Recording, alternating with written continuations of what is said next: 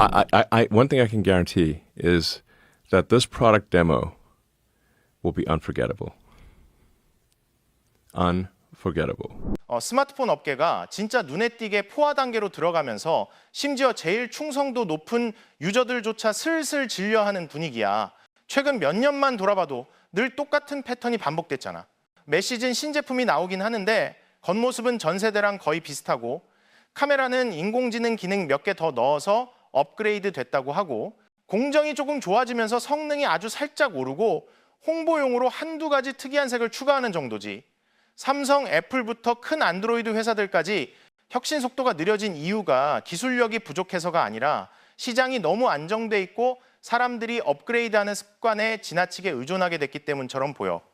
그래서 새 폰이란 게 결국 겉만 새롭고 속은 비슷한 느낌이 되어버렸고 예전 스마트폰 폭발기 때처럼 와 대박이다 하는 감동은 점점 사라졌어. 이 지루함은 그냥 소셜미디어에서 불평하는 수준이 아니라 실제로 플래그십을 보는 사람들의 반응이 점점 시큰둥해지는 데서도 느껴져.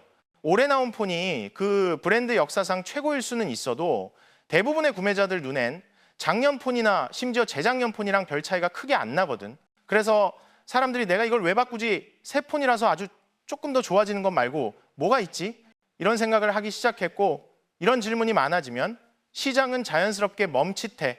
예전엔 회사들끼리 세대마다 확 뛰는 혁신을 보여주는 치열한 경쟁이었는데 지금은 다들 지친 장거리 달리기처럼 그냥 뒤처지지 않으려고 페이스만 유지하는 느낌이야. 누구도 리듬을 깨고 확 치고 나가는 진짜 스퍼트를 못 내는 거지. 거기에 더해 가격이 안 내려가기는커녕 계속 오르는 것도 문제를 더 심각하게 만들어. 회사들은 연구개발 비용, 신소재 기술, 복잡해진 공급망 같은 얘기를 하지만 유저들 입장에선 현실이 딱 보여. 작은 변화에 가격이 말도 안 되게 붙는다는 거야. 예전에 디자인 역사에서 그냥 돌고 돌던 요소들, 예를 들어 티타늄 대신 알루미늄 프레임으로 돌아오는 같은 변화도 오히려 더 비싼 가격의 이유로 포장되곤 하잖아. 전체 디자인이 거의 그대로인데도 가격은 마치 혁명급 변화가 있었던 것처럼 올라버리니까 사람들은 내가 실제 가치보다 마케팅에 돈을 더 내고 있는 건가 하는 느낌을 받게 돼. 이런 상황에서 애플은 고급 시장 피로감의 대표적인 사례가 됐어. 많은 사람들이 애플이 브랜드 충성도에 기대서 계속 가격을 올리고 사람들이 가격이 올라가도 아이폰을 안 떠날 거라고 계산해온 거 아니냐고 보지. 그런데 올해는 분위기가 좀 달라졌어. 기대를 모았던 아이폰 17이랑 아이폰 에어가 아이폰 16보다 판매가 더 부진했다는 얘기가 나오면서 충성도도 가치가 따라주지 않으면 한계가 있다는 신호가 된 거지. 아이폰 17 프로 맥스는 가격이 너무 비싸다는 비판을 받았고 소재랑 마감은 기대보다 스크래치가 쉽게 난다는 말이 많았어. 배터리도 애플 기준에선 여전히 강력하다고 할 수 있지만 경쟁사들이 용량이나 충전 기술에서 더 멀리 가는 상황이다 보니 시간이 지나면 성능 저하가 클 거라는 걱정이 커졌고 이런 불만들은 사실 늘 있어 왔지만 시장 전체가 이미 지쳐있는 타이밍에 한꺼번에 터지니까 훨씬 강한 역풍처럼 느껴지는 거야. 그런데 전통적인 스마트폰들이 이렇게 흥분을 되찾지 못하고 헤매는 동안 전혀 다른 이름이 무대로 들어왔다는 이야기가 나와. 바로 테슬라랑 일론 머스크. 정말 일론답게 갑자기 시끄럽게 그리고 엄청 큰 야망을 들고 말이야. 전기차로 자동차 산업을 뒤흔들었던 테슬라가 테슬라 파이폰이라는 이름의 스마트폰으로 시장에 들어올 준비를 하고 있다는 소문이 퍼지면서 그 자체만으로도 엄청난 호기심을 불러일으켰어. 테슬라는 전형적인 소비자 전자회사가 아니라 에너지, 자동화, 그리고 기존 룰을 부수고 새 룰을 만드는 엔지니어링 DNA가 강한 회사잖아. 파이폰에 대한 홍보도 완전히 다르고 잊기 힘든 경험, 같은 식으로 포장되고 있고 내년 1월에 공개될 거라는 예상 시점도 커뮤니티를 더 들뜨게 해. 1월은 보통 연중 정보가 좀 비는 타이밍이라 진짜 충격적인 신제품이 나오기엔 딱 좋은 창구니까 말이지. 파이폰이 나오자마자 주목받는 이유가 테슬라라는 이름 때문만은 아니고 사실은 예상 가격이 꽤 컸어. 기본 모델이 대략 $789 정도라는데 대중 라인업 치고는 싸다고 하긴 어렵지.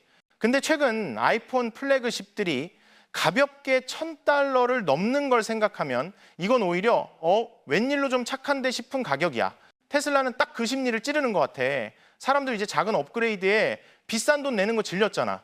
같은 급의 직접 경쟁 제품보다 확실히 낮게 잡아버리니까 바로 큰 질문이 생겨. 그럼 테슬라는 이 가격 차이를 뭘로 메우려는 거지? 근데 그들이 내놓은 답이 질문보다 더 큰 느낌이야. 테슬라가 파이폰에 붙인 가장 큰 한방은 폰을 사면 스타링크 인터넷을 평생 무료로 준다는 거야. 월 요금도 없고 통신사 계약도 없고 애매한 특별 요금제 같은 것도 없이 그냥 폰만 사면 그 기기 쓰는 내내 스타링크에 접속할 수 있다는 거지. 보통 폰은 단말기랑 연결 서비스를 따로 팔고 그 연결 서비스가 통신사 돈줄이잖아.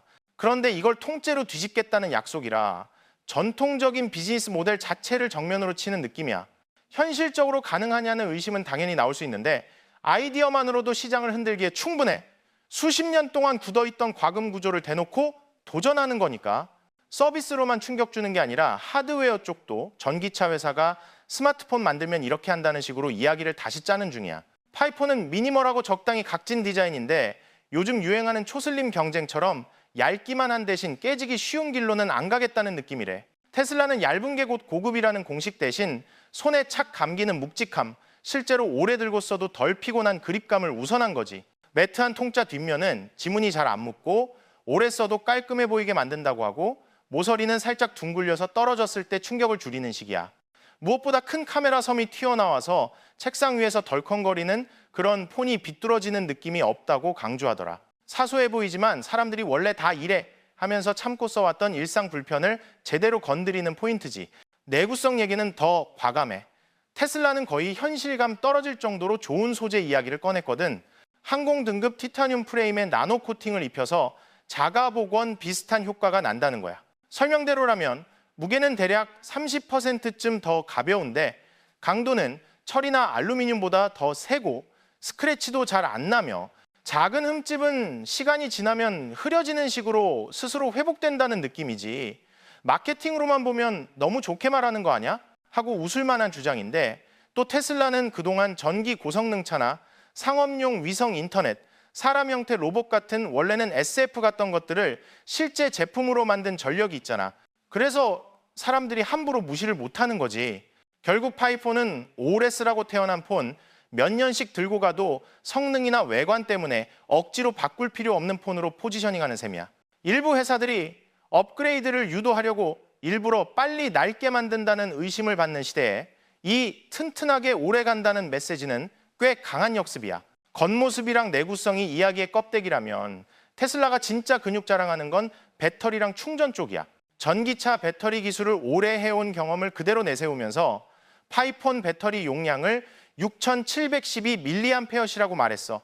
아이폰 17 프로 맥스가 대략 5088mAh 수준이라고 알려진 것보다 확 큰 수치지. 그리고 단순히 숫자만 던진 게 아니라 유튜브 연속 재생이 56시간까지 간다고 아주 구체적으로 홍보해버렸어. 스마트폰에서 화면 켜짐 시간 12시간만 넘어도 대단하다고 하는데 저 수치는 진짜 큰 편이잖아. 물론 실사용은 조건에 따라 달라지겠지만 저렇게 딱 잘라 말하는 태도 자체가 우린 배터리 자신 있다는 느낌을 줘. 배터리 화학도 리튬 이온이 아니라 알루미늄 이온이라고 주장하는데 이게 사실이면 업계판 자체가 바뀔 만한 포인트야. 알루미늄 이온 배터리는 에너지 밀도가 더 높고 발열이 덜하고 안전성이 좋고 시간이 지나도 배터리 열화가 훨씬 느리다는 장점을 내세워 고급 스마트폰 오래 쓰는 사람들한테 제일 큰 스트레스가 한두 해 지나면 배터리 확 죽는 거잖아. 만약 진짜로 열화가 줄어든다면 시장이 가진 핵심 통증을 정확히 찌르는 거지. 충전 철학도 테슬라답게 무조건 제일 빠르게가 아니라 수명 최적화야. 배터리 10%에서 80%까지 가는데 35에서 40분 정도라고 하면서 너무 과격한 초고속 충전으로 뜨겁게 달궈서 배터리 망치는 방식은 안 하겠다는 거지. 전기차에서도 알고리즘으로 충전을 관리해서 수명 길게 가져가는 테슬라 스타일이 그대로 묻어나 카메라도 테슬라는 좀 다른 톤으로 접근해. 스마트폰 회사들이 10년 넘게 메가픽셀 경쟁을 해왔는데 파이폰은 숫자만 키우는 싸움은 안 하면서도 스펙 자체는 세게 넣었대. 뒤에 카메라가 5개고 각각 48메가픽셀, 광학줌 10배, 멀리 찍든 가까이 찍든 선명하고 어두운 데서도 잘 나온다고 홍보하지. 5개 카메라라는 말만 들으면 와, 스펙 과시하네 싶을 수도 있는데 테슬라가 강조하는 건 의외로 실용성 쪽이야. 카메라 모듈이 튀어나오지 않아서 평평하게 놓이고 충격에도 강하고 책상 위에서 흔들리지 않는 단단함 같은 것들. 그러니까 카메라 이야기를 괴물 스펙에서 튼튼하고 실용적이다로 옮겨가려는 거지. 더 중요한 포인트는 테슬라가 자기네 차에서 쓰는 신세대 NPU 기반 인공지능 이미지 처리 기술을 파이폰에 그대로 가져온다는 부분이야. 이게 꽤 흥미로운 게 테슬라는 오토파일럿이랑 풀 셀프 드라이빙 같은 기능 때문에 원래부터 시각 인공지능으로 먹고 사는 회사잖아. 수십억 킬로미터에 달하는 주행 데이터까지 쌓아온 곳이고 그런 실시간 영상 처리 노하우를 스마트폰 카메라로 내려오게 하면 파이폰이 확실히 자기들만의 사진 스타일을 만들 수도 있어. 설명으로는 인공지능이 빛, 선명도, 색감을 자동 최적화해주고 물체 지우기 기능도 들어간다고 하더라. 이런 기능 자체는 2025년 기준으로 막 새롭진 않지만 그 인공지능이 차 카메라로 현실 세계를 계속 봐온 테슬라 생태계에서 왔다는 점 때문에 사람들은 구글 포토나 아이폰 컴퓨테이셔널 포토그래피 복붙이 아니라 진짜 테슬라 맛이 나는 결과를 기대하는 거지. 그리고 소프트웨어랑 성능 얘기로 넘어가면 테슬라가 시장의 뻔한 길에서 아예 크게 꺾어버릴 생각인 것 같아. 파이폰은 안드로이드도 아니고 iOS도 아닌 자기들 독자 운영체제인 XOS를 쓴다고 하거든. X 인공지능이랑 깊게 통합돼 있고 리눅스 기반이지만 전체를 다시 최적화해서 부드럽고 안정적으로 만들었다는 설명이야. 안드로이드나 iOS에서 벗어난다는 것 자체가 이미 엄청 큰 도박인데 테슬라 입장에선 이유가 있는 거지. 차 만들 때처럼 소프트웨어부터 하드웨어까지 전 스택을 다 쥐고 가야 최적화를 끝까지 할 수 있고 구글이나 애플한테 덜 휘둘린다는 계산이 깔려 있는 거야. 테슬라는 프라이버시 쪽 메시지도 같이 던졌어. 개인 데이터는 가능한 한 기기 안에서 처리하고 개인화는 하되 광고를 위해 데이터를 팔지 않겠다는 거지. 이건 두 방향으로 때리는 얘기야. 안드로이드 쪽으로는 구글 생태계의 데이터 수집 불안을 찌르고 애플 쪽으로는 닫힌 독점 생태계 때문에 유저가 진짜로 모든 걸 통제하지 못한다는 불만을 건드리는 거고 테슬라 말로는 중간에 구글이나 애플 같은 중계층이 없으니까 유저한테 더 덜 묶인 경험을 줄 수 있다는 거야. 물론 이런 약속은 결국 실제 투명성으로 증명해야 하지만 이야기의 레벨에서는 점점 운영체제가 나를 위한 도구가 아니라 나를 관리하는 생태계처럼 느껴지는 유저 피로감을 정확히 건드리는 포인트지. 하드웨어 쪽은 파이폰에 X23 칩이 들어가고 CPU 8코어, GPU 8코어 구성이라서 8K 게임, AR, VR, 그리고 기기에서 바로 도는 인공지능 작업까지 버틴다고 해. 램은 최대 12GB, 공정은 2나노미터라는 말도 같이 나오고 이 정도면 테슬라가 그냥 재미로 들어온 거가 아니라 아예 제대로 플래그십 라인에 박아 넣겠다는 의지가 보이긴 해. 근데 핵심은 단순히 세다는 게 아니라 온디바이스 인공지능을 위해 세게 만든다는 거야. 테슬라는 지금 차, 로봇, X, 인공지능까지 전부 인공지능의 미래를 걸고 있잖아. 그러니까 내 개인 기기 자체가 인공지능의 관문 같은 역할을 하려면 그만큼 강력해야 하는 거지. 그래서 파이폰은 그냥 스마트폰이 아니라 테슬라의 전체 인공지능 계획 안에 들어있는 퍼즐 한 조각처럼 보이기도 해. 근데 위에 말한 것들이 다 있어도 스타링크 평생 무료가 없다면 그냥 야심 큰 플래그십 하나로 끝날 수도 있어. 파이폰의 진짜 차별점은 여기야. 테슬라는 파이폰이 위성 전용 칩으로 스타링크에 직접 붙어서 4G나 5G에만 의존하지 않는다고 설명해. 어디서나 네트워크가 되는 스마트폰이라는 말이 예전엔 옛날 공상과학 같았는데 스타링크는 실제로 전 세계를 깔아가고 있는 위성망이잖아. 파이폰은 기존 스마트폰이 무력해지는 상황을 노려 높은 산, 먼 섬, 바다 위, 큰 폭풍으로 지상통신망이 쓰러진 곳 혹은 그냥 통신사가 아직 안 깔린 지역 같은 데서 말이야. 특히 긴급 상황에서는 위성으로 문자 보내거나 구조 요청 전화가 되는 게 생존과 직결될 수도 있으니까 테슬라는 편의성만 파는 게 아니라 안정감이랑 인프라에 묶이지 않는 자유까지 같이 파는 셈이지. 스타링크 평생 무료의 현실적인 가치는 장기 비용 절감에서도 나와. 폰을 몇 년씩 쓰는 사람이라면 그동안 내는 모바일 데이터랑 인터넷 서비스 비용이 결국 엄청 커지잖아.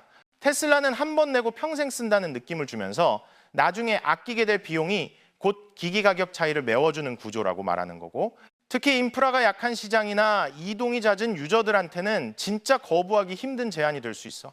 여기서 이야기는 자연스럽게 생태계 전략이랑 경쟁 구도로 확장돼 테슬라는 파이폰을 테슬라 전체 생태계의 컨트롤 타워로 보려고 해.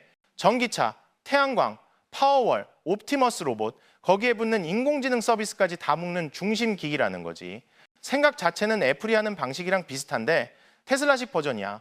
폰이 독립기기가 아니라 기술 생활 전체를 조종하는 리모컨 같은 역할을 하게 만드는 거니까 테슬라 차가 있으면 파이폰이 지금 아이폰이나 안드로이드보다 더 깊게 차를 제어하는 키가 되고, 파워월이 있으면 에너지 최적화를 보는 화면이 되고, 옵티머스가 대중화되면 로봇에게 명령 내리는 창구가 되는 시기지.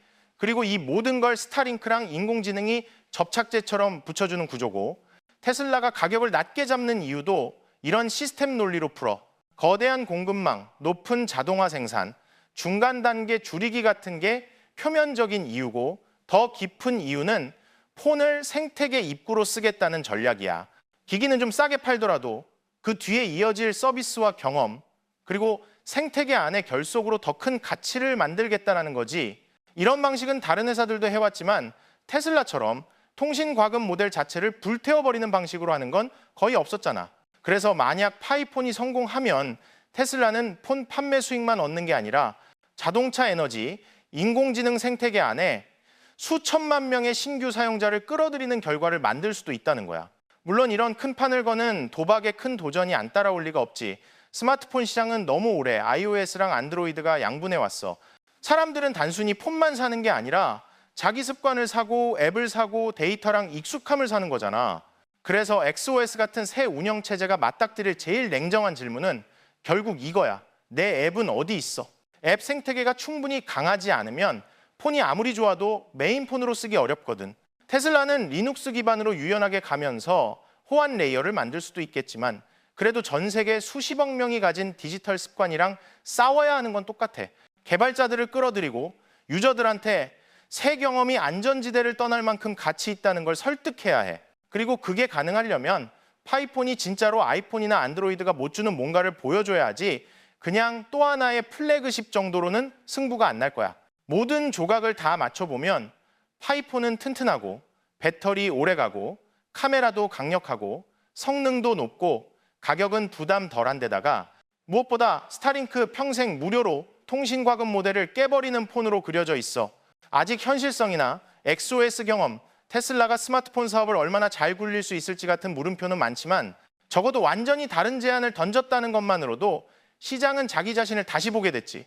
스마트폰 업계가 너무 오래 큰 충격 없이 굴러왔잖아.